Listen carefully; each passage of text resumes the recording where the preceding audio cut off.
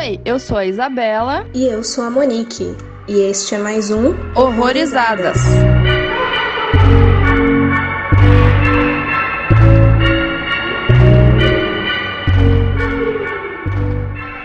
Sejam bem-vindos a mais um episódio aqui no Horrorizadas. E hoje a gente vai falar aí do Most Beautiful Island, também conhecido como Fobia, que eu acho que rende uma discussão à parte aí essa tradução. Mas ele é um filme estadunidense de 2017 que vai envolver aí, além do terror, o suspense e o drama. E é aquele clássico de produção com uma pessoa só por trás, basicamente, porque ele é dirigido, roteirizado e protagonizado pela Ana Asensio. E para conversar sobre esse filme angustiante, tá aqui a Yasmine Evaristo, que também tá em muitas coisas, assim como a diretora do filme que a gente vai falar hoje, né, Yasmine?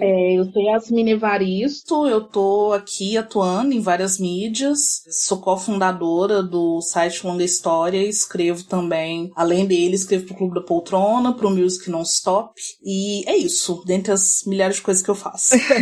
Seja bem-vinda aí. E, como a Monique falou, ele é dirigido, protagonizado pela Ana Asensio e ela interpreta a Luciana. E a Luciana é uma moça, uma jovem imigrante, né? Ela é da Espanha e ela luta pra começar uma vida nova em Nova York, né? Que é a cidade dos sonhos, né? Enquanto tenta escapar do seu passado. Aí nessa nova cidade ela recebe uma oportunidade que não pode negar, mas à medida que o dia termina, ela é atraída para o centro de um jogo perigoso. Vidas são colocadas em risco, enquanto uma série de eventos entretém alguns privilegiados. E só pra dar um contexto aí da criação, o filme chega a começar falando que é inspirado em eventos reais, né? E ele é levemente autobiográfico, porque a diretora, ela realmente é espanhola e meio que largou a vida dela de considerável sucesso, porque ela já seguia a carreira de atriz na Espanha, e aí foi viver nos Estados Unidos, mais especificamente em Nova York, e passou uns perrengues lá, né, padrão. E ela teve essa ideia em 2010, em 2011 ela já tinha terminado o roteiro, mas como tudo nessa vida depende de dinheiro, as gravações só foram acontecer lá pra 2015. Cara, você falando isso faz todo sentido, porque esse filme traz uma realidade muito grande, assim, sei lá.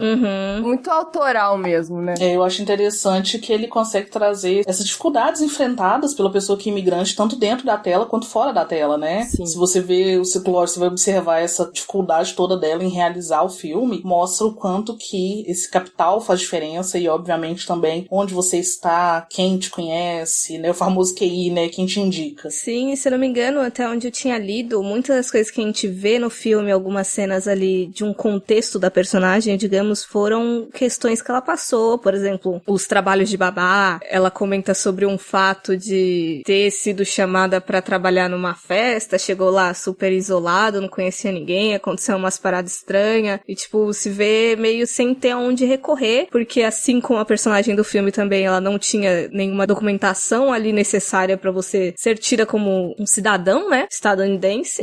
Então, assim, principalmente do contexto ali da personagem do filme, foi muito tirado da vida dela mesmo. Mas dado esse contexto, então, por enquanto, sem spoiler, o que achamos do filme? Então, vou falar bem honestamente, assim, no início eu achei ele meio morno, porque você não entende muito bem o que tá acontecendo. Não é um problema do filme, é um problema do contexto, que é bem confuso. Depois, quando você entende que aquela mulher é uma mulher imigrante, que ela tem algum passado, tem algum problema que não é muito explanado ali, eu já fiquei mais interessada. Eu falei, ué, o que vai acontecer agora nesse rolê? Porque, né, uma mulher imigrante vivendo sozinha, fazendo os corres, você percebe que ela tá vivendo uma vida miserável, que ela não consegue ter grana. E aí isso foi me fazendo apegar um pouco mais a personagem. Eu não sei se seria uma empatia, porque ela também é um pouco antipática, né?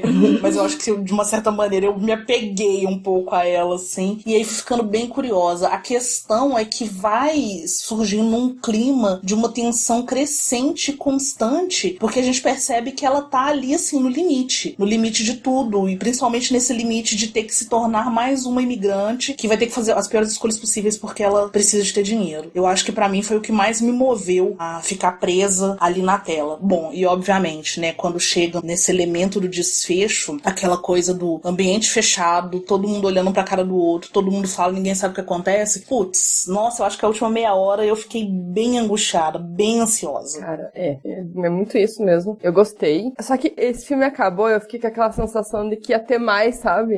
Eu não sei, quando eu olhei, eu falei, ué, mas já? Eu senti que ia ter mais coisa, ou ela ia voltar, sabe? Eu achei que ia acontecer mais alguma coisa depois. Fiquei com essa sensação. Esse finalzinho é meio aberto mesmo. É que o filme é bem curto também, e ele passa rápido depois de um certo momento. Passa. Porque ele começa realmente sem falar que veio, você fica tipo, o que tá acontecendo? Né? Até você entender. E quando você começa a entender, você vai ficando muito curiosa pra saber. Então ele vai instigando sua curiosidade de uma maneira muito boa. Então, gostei pra caramba. Eu compartilho muitas das coisas que vocês falaram aí. Na primeira vez que eu assisti ele, eu acho que foi perto de quando ele foi lançado, não tenho muita certeza. Talvez em 2018 ali. E eu fiquei, definitivamente um dos filmes já feitos. Mas ao mesmo tempo, eu fiquei que nem aquela tirinha que vivem fazendo meme do cara em várias situações, pensando, tipo, caralho, aconteceu isso mesmo, né? E daí, eu acho que reassistindo ele, já sabendo de tudo, toda essa doideira de início, de que a gente é jogado ali na rotina dela, sem muito contexto, a gente só tá ali, eu já fui comprando mais porque eu tava naquela de, eu estou acompanhando todo teu crescimento de tensão até chegar naquele momento específico que eu já sabia o que era, né? Você já tá preparado pra entender o que tá acontecendo. Exato. Talvez essa falta de contextualização faça com que a gente demore a entender o que está acontecendo e pra onde aquele filme tá caminhando. Mas assistido uma segunda vez, com certeza esse processo fica mais fácil. Sim, mas aí nessa segunda vez eu também fiquei pensando de que o filme, querendo ou não, ele trabalha muito com aquela questão da protagonista não saber o que tá acontecendo e só ser jogada dentro daquela situação. Talvez essa falta de contexto, essa montagem mesmo, seja pra causar esse mesmo sentimento que ela tá sentindo ali, né? E daí, não sei, isso me fez gostar mais do filme do que na primeira vez que eu vi, mas realmente eu imagino o impacto que isso cause, né? De você ser jogado ali e às vezes pode ser só um filme que tá acontecendo e você nem se importa. Então, eu acho até fácil não gostar dele.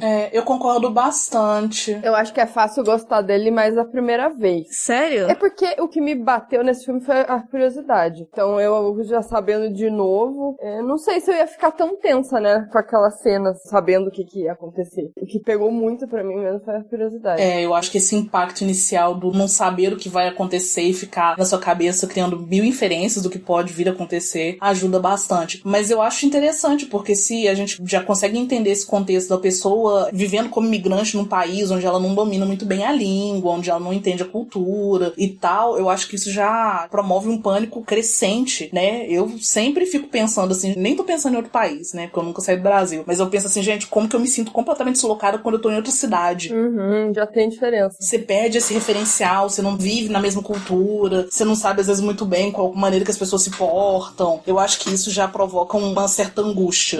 Óbvio que é muito pessoal isso pra mim, mas eu acredito que possa ser um gatilho interessante pra mover essa sensação de incômodo que o filme promove ao longo dele. Uma coisa que me pegou bastante nesse filme foi a diferença de pensamento das duas moças ali que estavam conversando no bar, né? Parece que uma é totalmente alienada da vida e a outra tava mais pé no chão e sabia que ela podia realmente acabar morando na rua, né? Não é assim que a coisa funciona, né? Você tá na cidade que realmente 1000 oportunidades vão acontecer na sua vida, né? Não é bem assim. Tipo, aquele mito de Nova York, o mito da cidade de sonho. Eu achei interessante também, não só o filme ser dirigido por uma mulher, mas ser uma protagonista mulher, porque você sempre tá ali muito sujeita a essa questão da sexualização da pessoa imigrante, né? E eu acho que ela consegue abordar isso o tempo inteiro. Principalmente, assim, naquela roupa que elas vestem pra poder panfletar pro negócio lá de galinha.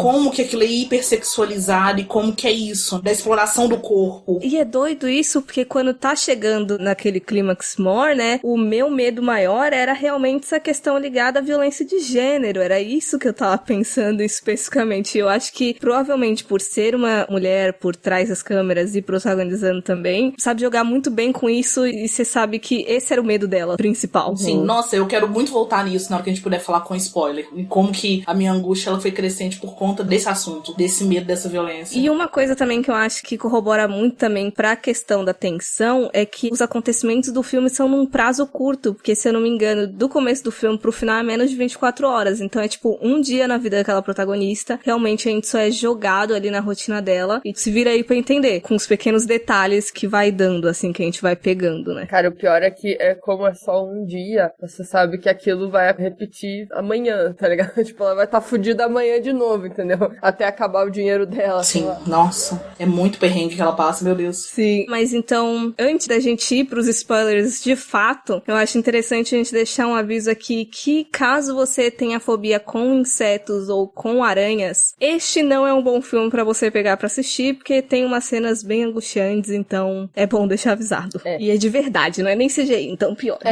Graças a Deus. Ou não. Aviso: este podcast contém spoilers. Recomendamos que você assista ao filme antes de ouvi-lo. E assim, uma coisa que eu achei interessante é que o filme começa seguindo algumas mulheres, e eu tinha esquecido completamente disso quando eu fui rever, mas a gente tem um contexto depois de quem são essas mulheres, né? Porque acredito que a maioria, ao menos, elas acabam naquele experimento final, não sei se eu posso chamar assim também. O que eu gostei dessa cena é que a gente não sabe da realidade das pessoas, sabe? Às vezes as pessoas estão passando na rua e a gente não faz a mínima ideia do que elas fizeram ontem à noite, né? Dos perrengues que elas tiveram passar pra sobreviver. Caralho, é isso. Sim, e eu acho que a postura que elas têm, assim, ao estar caminhando, elas estão completamente deslocadas daquele ambiente. Você percebe que elas estão o tempo inteiro ali procurando por algo, estão tentando se situar. Essa cena da moça negra mesmo, quando ela pede informação, você percebe que ela não tem muito conhecimento de por onde que ela tá andando. E eu acho que esse sentimento, ele fica muito nítido ali, justamente nesse momento dessa festa, desse lugar estranho onde elas se encontram todas ali. Elas não sabem onde elas estão desde o início do filme. Elas nunca entendem o que tá esperando nelas nesse futuro próximo. Eu ia falar dessa parte da festa depois, né? Porque essa foi uma cena que bateu a ansiedade e deu muita raiva daquela menina lá, aquela Olga. Que, tipo, ela falava com a mulher, ela não respondia, dá vontade de chacoalhar. Caralho, fala comigo, pô. Eu fiquei muito brava com aquela cena. Não, e o pior da Olga é porque elas têm aquela conversa antes, depois que elas largam aquele trabalho de panfletar, e aí a Olga fala alguma coisa assim, que acredita em Deus, que tudo que você faz de errado no mundo você paga. Um discurso super moralista. E aí depois ela tá sendo uma grande babaca e levando a outra pro buraco, né? Nossa, exato. aí que eu fiquei com mais raiva ainda. Gente, eu não consigo ter raiva da Olga. Ai, pelo amor de Deus, Mônica. Não, eu não sei se eu tive uma raiva dela, assim, tão grande que depois eu entendo todo o contexto. Mas nesse momento eu fico puta dela pagar de moralista, né? Sim, naquele momento tava foda. Nossa, é bem pesado. É porque, assim, toda essa construção da Olga me lembrou alguns casos, tipo o documentário do Jeffrey Epstein, que é um cara rico, né, que tava abusando de garotas jovens e tudo mais, e tinha toda uma situação das meninas que eram abusadas, de levarem outras meninas também, pela questão de dificuldade financeira e tudo mais, e, enfim, elas ganhavam dinheiro por isso. Então eu não sei se por eu ficar fazendo essa ligação, mas eu não conseguia ver a Olga diferente de uma vítima, assim, em nenhuma narrativa. Eu não sei, eu não consegui ter sentimentos ruins com elas, apesar, uma das coisas que eu gostava do filme é que ninguém é vitimizado demais ou retratado como uma heroína sem defeitos, assim. A Luciana mesmo, a protagonista, aparece lá dando trambique em cima do taxista, rasgando o vestido mais barato. Então, assim, eu gosto disso, dessa complexidade delas. E o taxista é imigrante ainda, né, também. Detalhes. Assim, todo mundo ali tá se virando e fazendo coisas que não são moralmente corretas, né? Aquele cara mesmo que ela vai encontrar, que tem uma loja e restaurante em cima, aí tem aquela coisa do porão, você percebe que as pessoas estão trabalhando ali, provavelmente estão na ilegalidade, né? Então, assim, como que você tem o tempo inteiro o imigrante tentando crescer em cima de um outro imigrante, nesse ciclo constante de uma tentativa de sobrevivência? É muito uma selva, né? Sim. Eu acho que concretiza demais essa ideia dessa selva de pedra. E o que eu acho doido também é que o filme é completamente repleto de imigrante, né? Mas eu acho que nenhum deles fala de onde veio, e é a realidade, assim, a gente não tem contexto dessas pessoas, a gente não sabe o que aconteceu pra levar elas ali. A própria protagonista, eu acho que não fala que ela é da Espanha. Não, ela fala, só não fala qual lugar.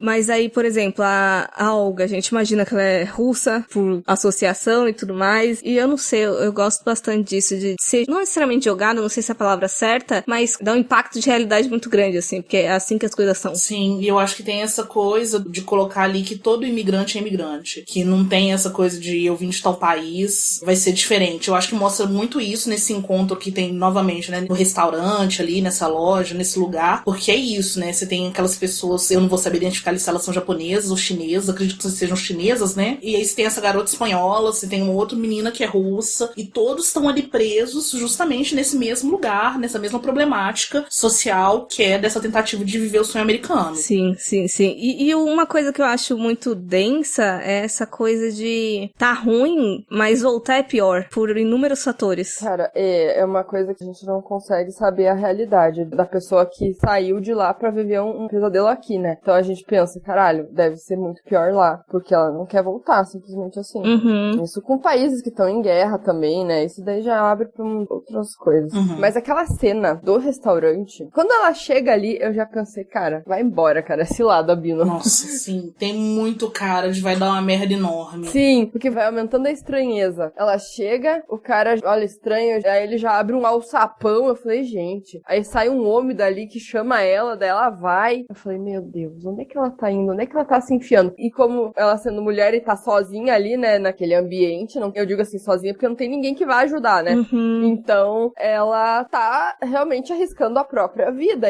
Ou não, sabe? Porque a gente não sabe, né, o que vai acontecer. É um sorteio ali, né? 50-50. E eu acho que todos os elementos que vão sendo construídos naquele momento te deixam mais tensa ainda, né? Você não pode ir de bolsa, você não pode levar o celular, não anote o endereço, decore ele. Olha como que isso é tudo, assim, indicativo de que você tá indo pra um lugar do qual talvez você não volte, viva. Exato. Você vai sumir aqui e ninguém vai te achar. A única base que ela tinha era a referência da amiga, que daí já entra naquela coisa, por que eu vou desconfiar, né? Se foi uma pessoa que eu conheço que me indicou, vou lá, né? Vou substituir ela, vou fazer o trabalho dela. Então, assim, naquele primeiro momento eu até teria aceitado, porque, não, é bem de boa, você vai ficar parada ali, não vai fazer nada, vai ganhar uma grana boa. Uhum. Só que daí quebra com o que ela mesma falou. A grana fácil, assim, tem alguma coisa por trás. Aí eu fiquei, mas ela vai aceitar e ela mesma é desconfiada com isso.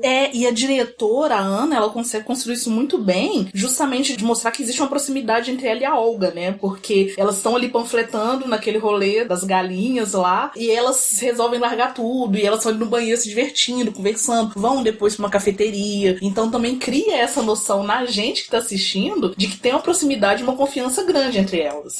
De que a Olga jamais sacanearia a Luciana. Exatamente. Eu acho que esses pequenos detalhes são muito bons. Mas ao mesmo tempo aí tem aquela cena do médico que ela fala, eu não sei, eu conheci a Olga ontem, sabe? É um desespero tão grande que você se apega ao mínimo, assim, você confia cegamente numa pessoa que você literalmente conheceu ontem, porque você não tem mais perspectiva. E a identificação também, né? E você não conhece mais ninguém, né? Eu acho que deve ser muito isso, você tá sozinha, e daí do nada você conhece uma pessoa que, tipo, às vezes o papo é muito legal e tal, naquele momento vocês são muito amigas, mas não é bem assim, né? Você não sabe realmente o que a pessoa fez, vai fazer, faz, né? E é uma identificação grande, né? Eu fico sempre ouvindo conversas de amigos e conhecidos que moraram fora, ou foram passar algum tempo fora, que eles sempre falam do alívio que é quando você ouve alguém falando português brasileiro especificamente, né? Que automaticamente ali parece que vocês criaram ali uma conexão. É uma pessoa que talvez você não veja depois daquela fila do McDonald's, sei lá, sabe? Situação bem hipotética, mas é isso. Você tá na fila do McDonald's ali, treinando na sua cabeça pra fazer um pedido no idioma X, e aí você ouve duas pessoas, uma pessoa falando alguma coisa em português, aí você olha e fala assim, nossa, eu preciso me aproximar dessa pessoa que talvez seja um porto seguro por alguns minutos. É aquela coisa de identificação, né? Tá na merda igual eu, sei lá. Isso, é isso mesmo. É porque, querendo ou não, é uma identificação rápida de semelhança mesmo. Eu acho também aquela noção de eu não estou sozinho. Por mais que não vá diferenciar em nada na sua vida, que nem a Yasmin deu o exemplo da fila do McDonald's, mas você pensa, tipo, se acontecer alguma coisa, se eu tiver alguma dificuldade, alguma barreira linguística, eu vou olhar pra aquela pessoa, falar em português e tá ok, sabe? Vai dar certo. Sim, e eu acho que até com pessoas que têm fluência, né? Eu já vi amigos meus que são super fluentes em inglês falarem, não, tava morando fora e tal, mas aí você ouve quando alguém fala um português, você fala, esse aí é dos meus. Aí já, obviamente, você já vai chegar e já vai perguntar de onde que você é, de qual estado, não sei o que, sabe? Eu acho que isso é muito automático, a gente sempre tá buscando algum tipo de reconhecimento. E não é só fora, né? Vamos pensar na nossa vida quando a gente vai pra escola, por exemplo. Você sempre tenta se aproximar de alguém que tem uma roupa parecida com a sua, daquela garota que, sei lá, tem um caderno semelhante ao seu, seu, você começa a andar com um grupo que gosta do mesmo esporte ou da mesma música. Essa relação da identificação, ela é comum. Quando você vê alguém na rua que tá com blusa de banda que você gosta, aí você fica,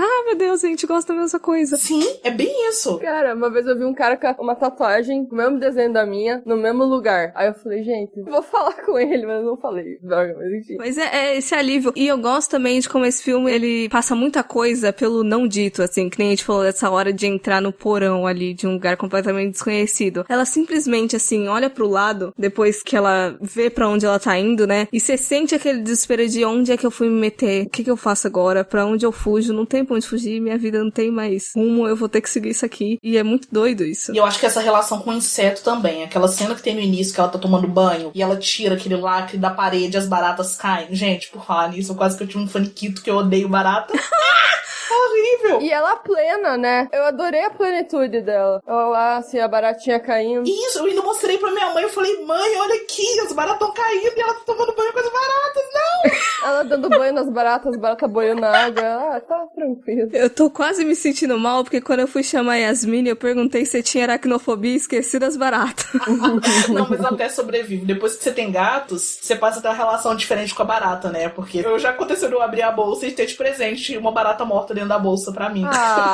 Fofas, gatas lindas, ó. Pior que eu nunca tive gato que dá presente. Nossa, não, eu já passei pelo processo de ganhar calango, pomba. Inclusive, minha gata, depois de um tempo, quando ela trazia os calangos vivos e eu espantava os calangos, ela começou a matar. Era bem do tipo assim, é que humano inútil, não sabe nem matar a própria comida. Toma, já trouxe abatido pra você. Toma, já trouxe morto, então. Toma aqui uma asa de pombo. Eu tive um gato que ele, dentro do apartamento, conseguia caçar passarinho, mas ele não dava pra gente de presente. A minha mãe já uma vez matou, mas outra vez ela conseguiu tirar da boca dele e libertar. Porque ele só matava mesmo, assim, mas não dava de presente. O foda é que dá uma dó, porque ao menos os que eu tive próximo, eles nem comem, é só pelo prazer da caça. É o instinto, né? Uhum. Eu moro em casa, então tinha uma temporada que eu tinha que ficar com janela e porta do quarto fechada, porque a primeira gata que eu tive, ela andava pelo quintal de noite, a gente deixava pedaços da janela aberto, e ela entrava dentro de casa com rato, vivo. Era isso, andava, soltava o rato no meio da sala, assim, ainda olhava pra você e fazia um miau, assim, do tipo, olha que lindo que eu cacei pra gente. O jantar hoje tá servido. Não, amiga, não rola. E aí eu tinha que falar coisas tipo assim, nossa, muito lindo, muito obrigada, mas eu já jantei, então vamos deixar o ratinho ir embora?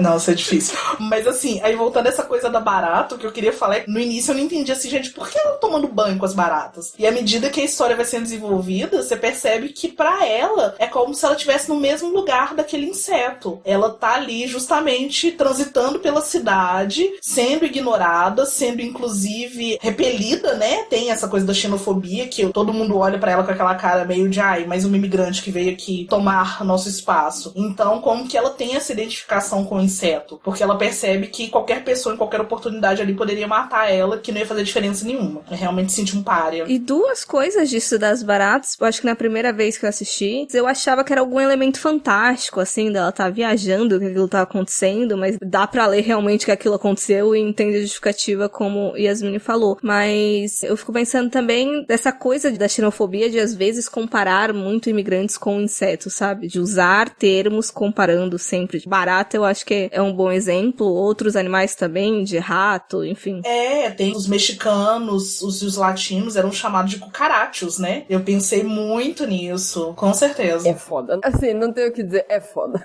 E puxando disso de inseto, a gente tem todo o experimento ali, né? Que acontece pra aquele lugar que ela vai. E eu fiquei pensando, assim, né? Nessas aranhas que eles descrevem, né? Como aranhas venenosas e tal. Será que era mesmo? Porque seria tenso pra caralho, né? Mas vocês lembram que tem uma moça que não volta? Sim. A primeira volta e sai, a segunda não volta, que é a hora que rola o desespero entre todas elas. Não, mas eu digo se eles usaram na produção mesmo. Não, na produção. Na produção eu acredito que não. Não, vou deixar aí alguma entrevista na descrição. Inclusive, aquele cara que a gente vê no filme é o profissional que eles contrataram mesmo pra fazer as coisas de inseto relacionadas à produção. Sim. Mas ele pesquisou espécies bem asquerosas, perigosos, assim, eu acho que até das classificações que ele usa no filme. Só que aí ele pegou insetos que se assemelhassem fisicamente, mas que não fossem tão perigosos, assim. Que ótimo. Mas mesmo assim, antes de começar as gravações, ele chegou lá pra diretora e falou, então, você tem que assinar esse documento aqui, que se der merda, a culpa não é minha, assim. Ela, mas como assim? Você falou que era inofensivo. Ele, filho, não dá pra adivinhar, né? Coisas acontecem. Pois é, mas você tem que ter essa segurança, né? Não dá pra confiar nos insetos. O animal é instintivo. Assim, talvez não tinha veneno, né? Mas a picada acontece também. Uhum. É um risco. Eu tava até pesquisando a armadeira brasileira, realmente. É bem parecida com a que usaram no filme. Só que tem uma que é toda listradinha e tem uma que é mais lisinha. Eu acho que aquela cena que pega bem pertinho, talvez eles tenham usado um inseto venenoso de verdade, né? Tem umas horas que fica pegando bem no zoom, assim, né? Aquele zóio gigante. Sim, e aquela movimentação zona e tal. Nossa, aquilo é muito ansioso. Gera muita ansiedade. Uhum. Sometimes I think I could end up homeless on the street. I wonder how those people got there. Don't be so dramatic. You can always go back to your nice country. No, I can't. Agora eu queria perguntar pra vocês, que eu acho que a gente teve a mesma sensação. Vocês acharam que era algum rolê de sadomasoquismo? Eu confesso que levei pro lado sexo mesmo, assim. Porque tem uma hora que uma primeira menina, ela sai meio... Parece que alguém tinha realmente machucado ela. Sim, e aí a distância a gente não consegue ver se ela tem marcas no corpo. Ela tá meio que segurando o braço, ela tá trêmula, né? E aí o fato da outra não voltar também, eu fiquei pensando, meu Deus do céu, o que eles estão fazendo com essas mulheres? Socorro. Uhum. E também porque tem esse caráter do turismo sexual. Você olha ali quando convidados chegam, olhando pra elas com aquela cara, né? Como se elas fossem mercadoria ali, querendo escolher uma. Ficou muito pra mim isso, que eles iam escolher uma lá pra fazer o que quisessem com elas. Às vezes não teria nem só sexo, mas sei lá, ir pra uma parada bem mais louca, assim. Eu tava pensando naquelas coisas conceitual artística, tipo, eu acho que a Marina Abramovic, que ela se deixou lá fazer qualquer coisa e o pessoal escalou muito rápido pra coisas agressivas. Uhum. Eu tava pensando em alguma parada parecida, mas envolvendo violência sexual também, coisa de gênero, porque é aquele pavor que um monte de mulher aqui de vestido preto curto e um monte de pessoa olhando, quase comendo com os olhos, você fica, que porra que tá acontecendo, velho? Eu só consegui pensar nesse caráter sexual mesmo, mas assim, é muito trauma provocado. Duas coisas que me vieram à mente na hora. Foi 8mm, com o Nicolas Cage, que tem essa coisa dessas mulheres que eram todas chamadas pra fazer o pornô, e eram os pornos snuffs, né, realistas, com as violências, assassinatos e tal, as mutilações. E eu sou super traumatizada por aquela série de livros do Stieg Larsson, aquela série Millennium,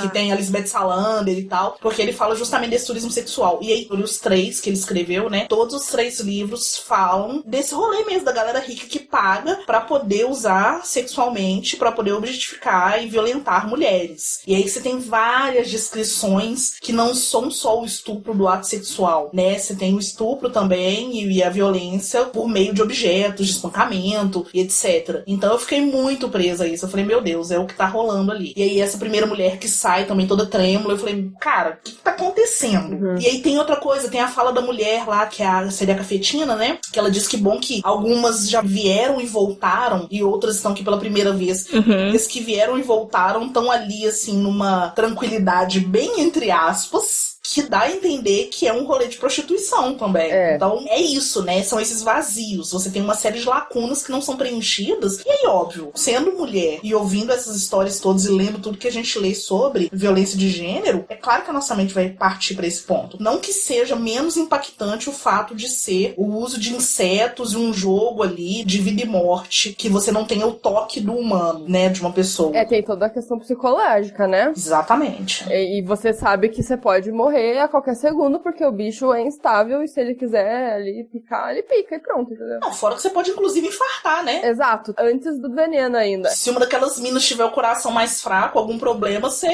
pode só pela ansiedade ter um pico de adrenalina, pressão alterar e pronto, fartou, morreu, empacotou. Exatamente. É bem pesado. E foda que esses animais, eu não lembro aranha especificamente, mas pra ficar de boa, você tem que ter um controle corporal muito grande, tipo temperatura. Se você tá afobada, por mais que você esteja quieto, mas vai estar estar sentindo tua pulsação, vai estar sentindo teu calor corporal, ele pode simplesmente morder mesmo com você parado, sabe? Ele até fala, todo mundo ao redor também tem que ficar quieto, que não sei o que lá. Às vezes não é nem interferência sua, pode ser externa, tipo, caralho, velho. Exatamente, não depende nem sempre só de você, né? Eu fiquei pensando nessa questão hormonal, né? Qualquer alteração que você tem, se tem alteração hormonal, de cheiro, temperatura, que foi o que você falou, tudo isso influencia no ataque. E o doido é que, assim, eu nem tenho coisa com aranha, mas é construído para agonia. E eu fiquei muito afobada.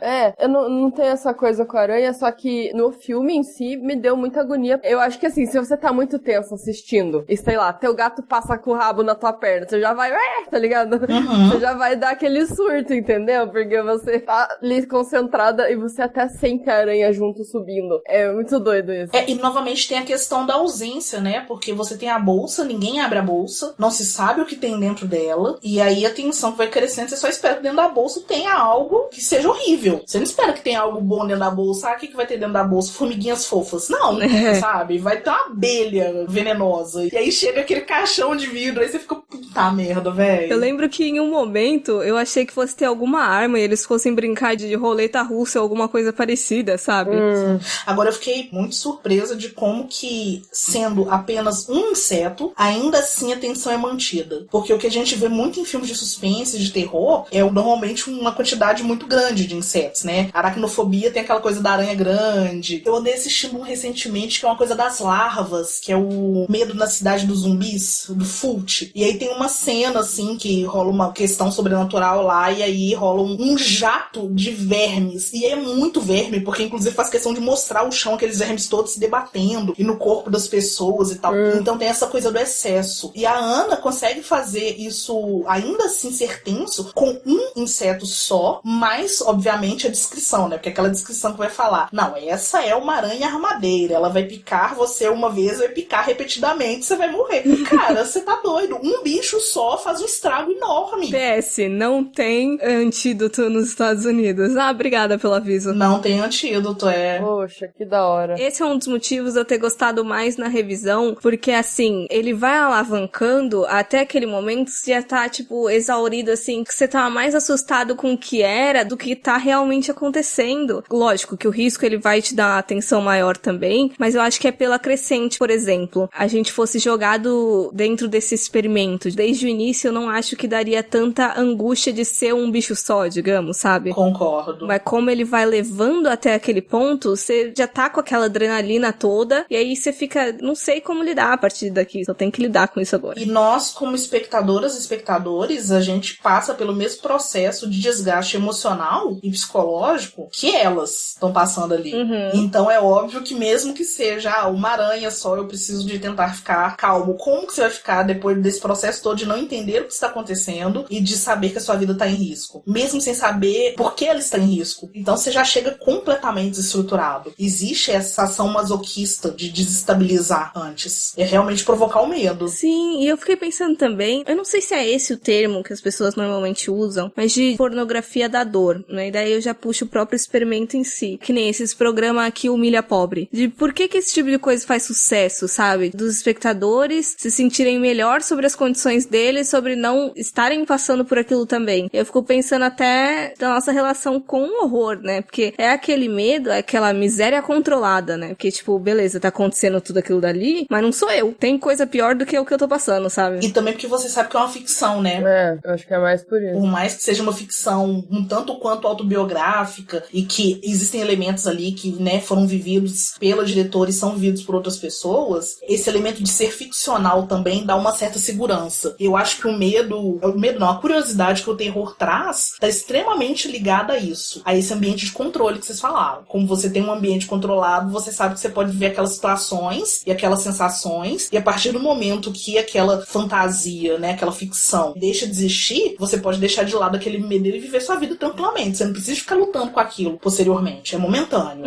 Verdade. Mas aí, que eu acho doido também, que aí depois de toda essa tensão que ele jogou a gente, aí ele pega e acaba. E você fica, beleza, como é que eu faço agora? Como é que eu vivo? Cara, é muito isso. Pra mim, eu fiquei, gente, não acredito que esse filme acabou. E agora? Perdi tudo. Não, tá tudo errado. Porque assim, eu não sei porquê, mas passou tão rápido que daí eu pensei que ela ia voltar. Eu achei que ia ter mais. Fiquei aquela sensação de, não, ela vai voltar amanhã e e a gente vai ver outra coisa, entendeu? Foi o que me passou agora. Eu acho que a gente fica esperando uma vingança, né? A gente espera que ela volte e, sei lá, tente resgatar aquelas mulheres, denuncie. A gente sempre pensa alguma coisa assim. Mas eu acho que também é uma personagem que, desde o início, tá mostrando pra gente que ela não tem força pra fazer isso. Ela é mais um ninguém ali naquela sociedade. Então ela não vai nem mover. Ela tem que guardar a força dela pra outra coisa, que é conseguir a grana pra ela poder sobreviver mais X dias. E a gente tem vários elementos ao longo do filme que mostram isso, né? O aluguel tá vencendo, ela não consegue pagar o taxista, ela tem vários empregos pra poder seguir, arrecadar o mínimo ali pra ela conseguir comer. Inclusive, a gente não vê ela comendo praticamente durante o filme. Ela come aquele sorvete com uma cara tão, tipo, eu preciso de um sorvete igual, porque me deu muita vontade de comer aquele sorvete do jeito que ela tava comendo, assim. Sim, ela não tem a grana, né, ali pra pagar o sorvete das crianças, nem o dela. Então você percebe que é tudo sobrevivência. Ela poderia até voltar, mas se ela voltar, como que ela vai ter uma outra oportunidade, talvez? Não sei. Não, mas eu acho que, assim, se ela voltar pra trabalhar ali, vai ser só pra isso. Não vai ser pra tentar mudar alguma coisa. Porque eu acho que esse filme é muito cada um pensa por si, assim, cada um pensa no seu. Porque senão aquela menina lá não teria indicado ela. Ela tava pensando no dela, né? É a sobrevivência o tempo inteiro. É um dia de cada vez e amanhã a gente faz um corre novo.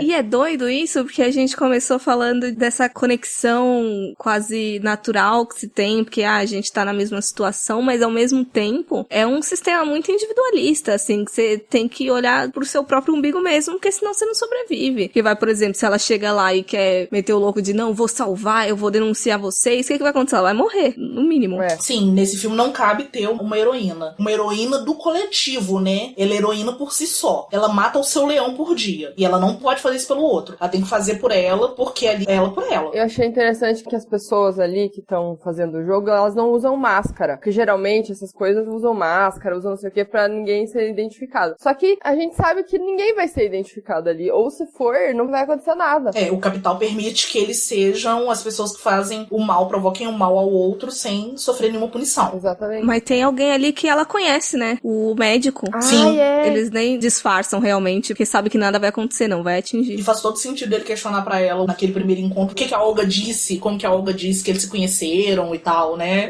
Então é isso, assim, existe um medo, mas naquele ambiente, com aquelas outras pessoas ricas que fazem aquele jogo, ele tá completamente seguro. E assim, você vai contar pra alguém isso, ninguém vai acreditar direito, porque é muito aleatório também. Se você for pra pensar o que acontece ali, é muito aleatório. Eu até fiquei pensando, gente, será que alguém seria tão idiota de propor um negócio desse, um tipo de jogo desse, porque é tão ridículo? Claro, ridículo falando assim, óbvio, as pessoas estão ali, estão se fudendo, mas assim, quem tá olhando isso, qual é a sensação, sabe, assim, por que isso é legal pra você, meu querido? Vai fazer outra coisa, vai gastar teu dinheiro com outra coisa, sei lá. Mas essa relação de poder, né? Você percebe que eles são todos cidadãos americanos, nova-iorquinos, que estão só exercendo seu poder sobre corpos que não são daquele lugar. Não, isso tá totalmente ligado às relações coloniais. É isso, você tem poder sobre o estrangeiro não importa. E também o sistema corrobora pra que isso aconteça ali naquele contexto, é porque ela não é uma cidadã dali, ela não tem documentação nem nada. Se ela chega na polícia, tipo, explicando o que aconteceu, primeiro que ela vai ser tirada dali, né? Ela não quer ser tirada dali. Vai ser deportada.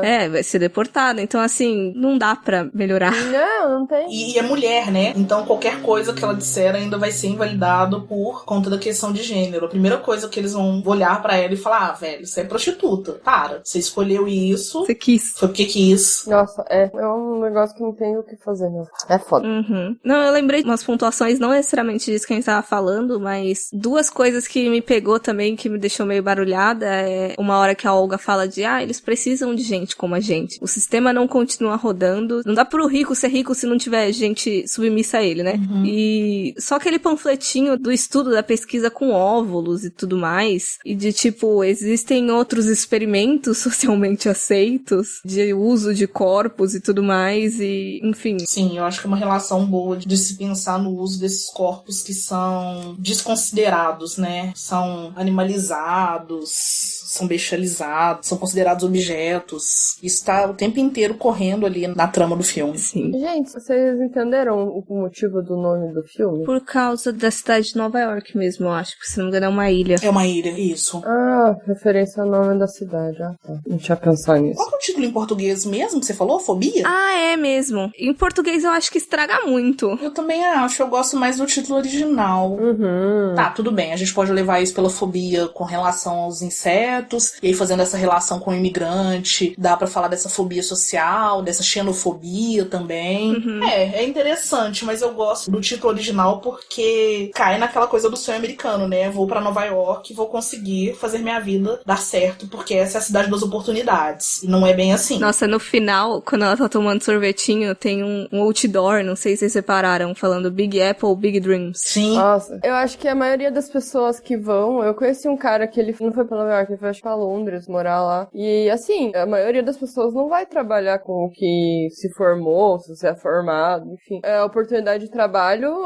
mas subemprego, né? Eu tenho muitos amigos que foram por conta de intercâmbio, ou de estudos, ou ainda que não foram pra estudar, mas foram pra conhecer, pra ter uma experiência com a língua. E aí eles foram bem mais seguros. Mas tem o caso do irmão de uma amiga que ele foi até junto com esse pessoal de missão, de igreja e tal. E ele teve um choque de cultura grande, porque ele achou que lá ele teria o mesmo status que ele tem aqui, por ser de uma família conhecida dentro da igreja, que faz muitas ações sociais. E aí ele chegou lá com 5, 6 meses, não sei o que ele tava, na correria de arranjar emprego. O único emprego que ele arranjou foi de entregador. Uhum. E ele trabalhava nesse subemprego, uberizado, ciclista de iFood, sabe? Uhum. Não podia nem ter uma moto, porque tinha que ter carteira, tinha que ter uma grana que ele não tinha pra investir, de bicicleta e, óbvio, passando perrengue. Porque pensa você fazendo entrega de bicicleta em pleno inverno em Manhattan. Não. E aí, assim, beleza, você pega a nevasca de bicicleta. Se você quebrar uma perna, se tiver uma gripe, não vou nem falar em quebrar uma perna. Se tiver uma gripe, você não tem um plano de saúde. Você não tem grana pra bancar um hospital. Não, lá é tudo caro. Não existe o SUS. Então, tipo, qual é a medicação que aqui você consegue de graça? Um cara falou que pra você chamar uma ambulância custa uns 2, 3 mil dólares. Sim. Eles recomendam que você chame um Uber, porque você não pode chamar uma ambulância se você não tiver dinheiro. É muito perrengue. E sem contar que, tipo, beleza, você fica doente, aí você,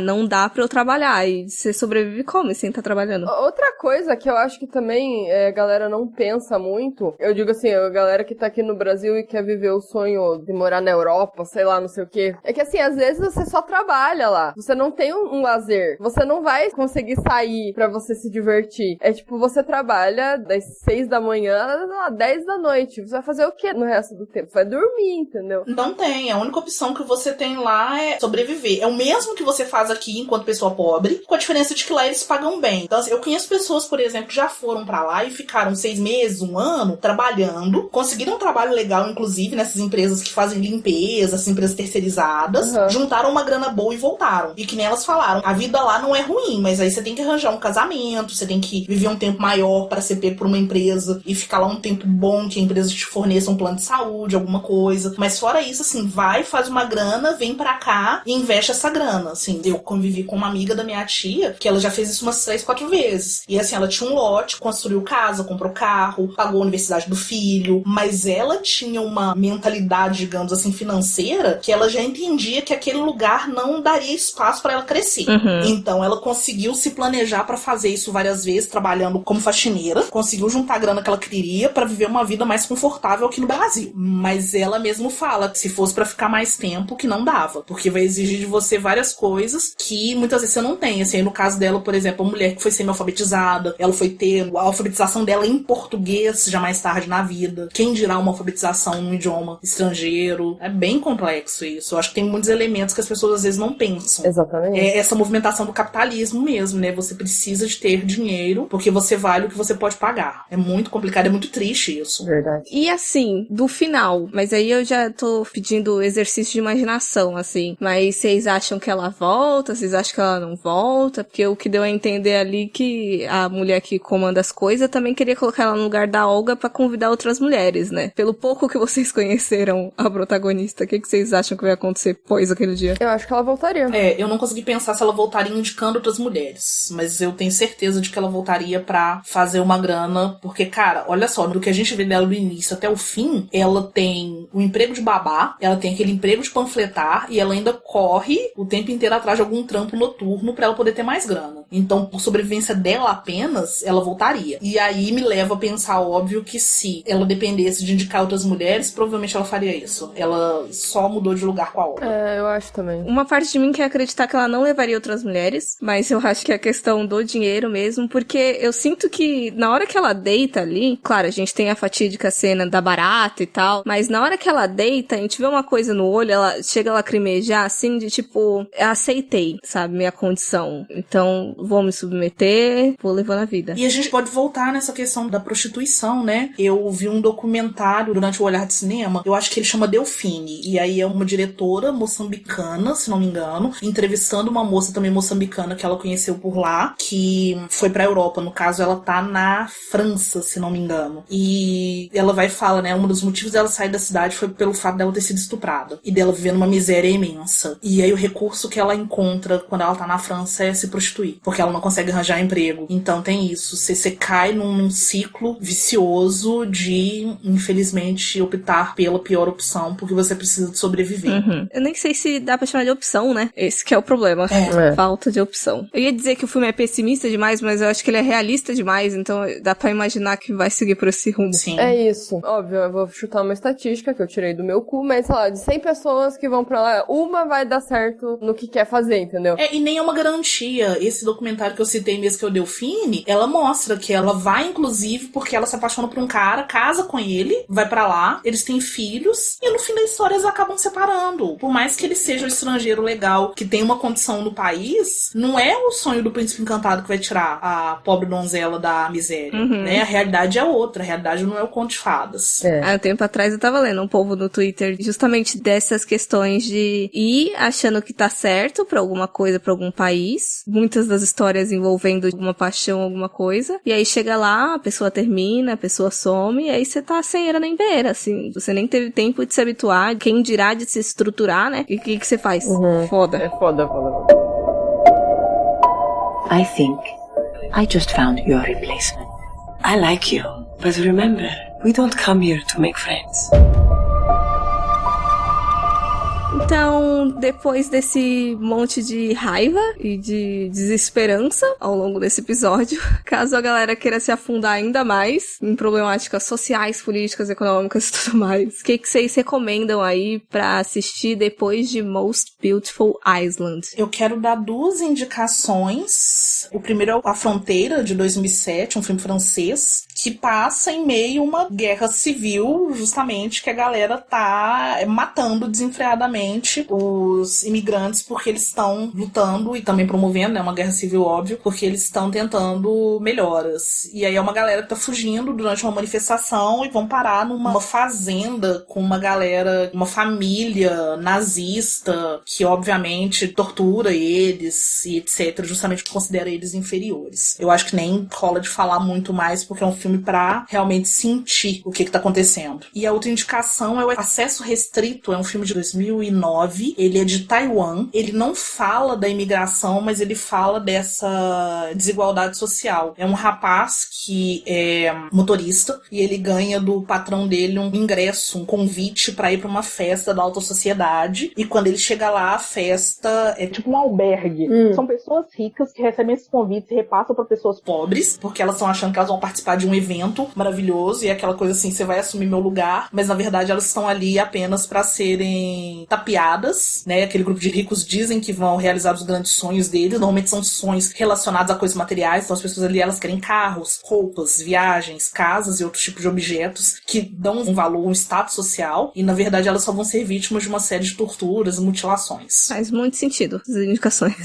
Total. Bom, o que eu vou indicar se chama Abaixo de Nós. Ele tá como Beneath Us, é um filme de 2019, do diretor Max Peckman. Ele fala sobre um casal de ricos e brancos nos Estados Unidos que sempre contratam imigrantes ilegais pra trabalhar na casa deles. Aí, nesse caso, o filme foca em 2 imigrantes que são chamados pra trabalhar lá e eles aceitam, acreditando que ia ser uma proposta boa, uma oportunidade de ganhar uma grana. Eles veem que o casal não é muito amigável e tem um outro sentido ali, né? Uma outra intenção com eles. E eles acabam sendo são presos e ficam num cativeiro lá e eles têm que lutar pra sair dali. Eu não sei se ele tá na Amazon Prime, mas eu acho que eu assisti lá. Talvez tenha saído. Mas é um filme de 90 minutos curto, né? Pra quem não gosta de filme comprido. Então, é isso. Minha indicação. O Most Beautiful Island, eu acho que ele tem 80 minutos só. Sim, é muito curto. Foi por isso eu fiquei, gente, eu queria mais. Não tem cena pós-crédito? Eu esperei também cena pós-crédito dessa vez, eu fui até o final. Que droga. Eu também. Eu vou indicar um também que vai tratar sobre a questão da imigração e possivelmente aí também de experimentos aí de gente rica fazendo merda, pra variar. É um filme de 2019, dirigido pela Gigi Saul Guerreiro, que se chama A Fronteira do Medo, ou Culture Shock, no título original, e ele fala sobre uma jovem mexicana que está grávida, e aí ela tenta atravessar ilegalmente a fronteira ali dos Estados Unidos, mas acaba se encontrando num verdadeiro pesadelo. E acho que conversa bem também com esse filme, apesar de não ter aranhas. E eu tinha lido algumas entrevistas com a diretora sobre um futuro possível projeto, que ela ia fazer um trailer também, ambientado em Nova York, sobre um sequestro. Só que faz muito tempo, né, o Phobia, o Most Beautiful Island, saiu em 2017, então eu não sei se isso realmente vai pra frente, se vai sair, se ela vai conseguir financiamento pra esse filme, mas esperamos que sim, eu assistiria outras coisas que ela fizesse. Sim. Mas, Yasmine, caso a galera tenha curtido aí todos os seus levantamentos importantíssimos sobre o filme, tenha gostado das suas recomendações também, onde é que eles podem consumir mais das coisas que você produz? Então, vocês me encontram nas redes sociais, Instagram e Twitter, na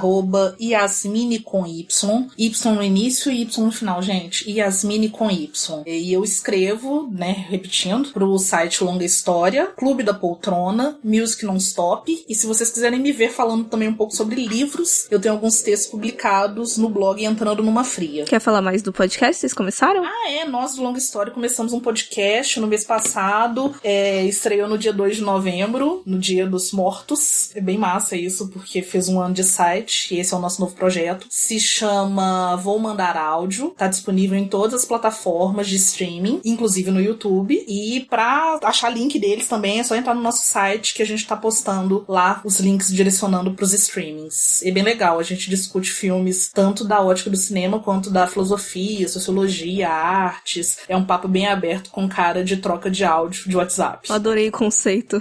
Nossa. E também siga a gente nas redes sociais. A gente tá no Instagram como Horrorizados Podcast. Estamos no Twitter como Horrorizadas PC. E também temos o horrorizadas.com, que você acha todos os textos do nosso blog. E também os nossos episódios, tá tudo lá. Então, confere que a gente voltou a fazer episódio toda semana. O Pocket eu já não sei, acho que esse ano não vai ter mais, mas ano que vem volta. Oremos. É isso então, esperamos que vocês tenham gostado aí desse episódio, que vocês tenham curtido o filme também, e conta pra gente lá nas redes sociais tudo, segue Yasmine também, todos os projetos bacanas dela, e até a próxima, galera. Tchau, tchau. Tchau. Tchau, tchau, gente. Obrigada.